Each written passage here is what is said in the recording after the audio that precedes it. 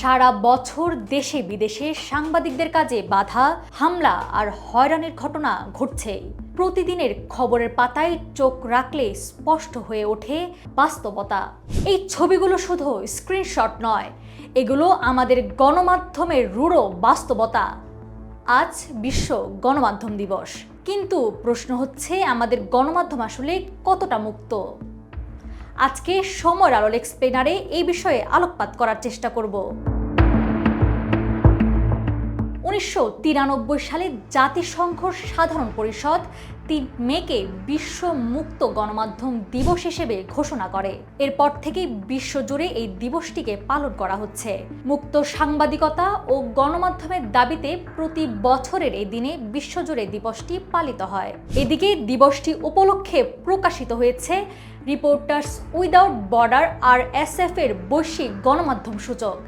এতে দেখা গেছে বিশ্বের 180টি দেশের মধ্যে বাংলাদেশের অবস্থান 152তম, যা গত বছরের তুলনায় 3 ধাপ পিছিয়ে। বিশ্বব্যাপী গণমাধ্যমের স্বাধীনতার চিত্র উদ্বেগজনক।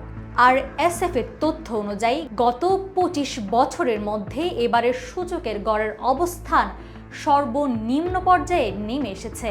এদিকে সাংবাদিকদের জন্য ঝুঁকিও বেড়েছে উল্লেখযোগ্য হারে। Committee to protect journalist CPJ এর তথ্য অনুযায়ী 2025 সালের বিশ্বজুড়ে 129 জন সাংবাদিক ও গণমাধ্যম কর্মী নিহত হয়েছেন, যা এ পর্যন্ত সর্বোচ্চ। এদিকে বাংলাদেশ ডিজিটাল নিরাপত্তা আইন 2018 অধীনেও সাংবাদিকদের বিরুদ্ধে মামলা ও আটক হওয়ার ঘটনাও আলোচনায় রয়েছে।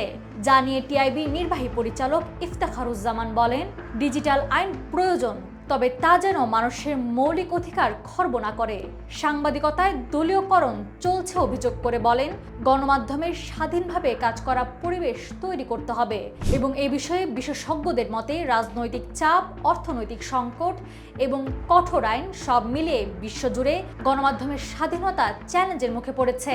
আমি নাওয়ার সালসাবিল দুরদানা, সময়ের আলো।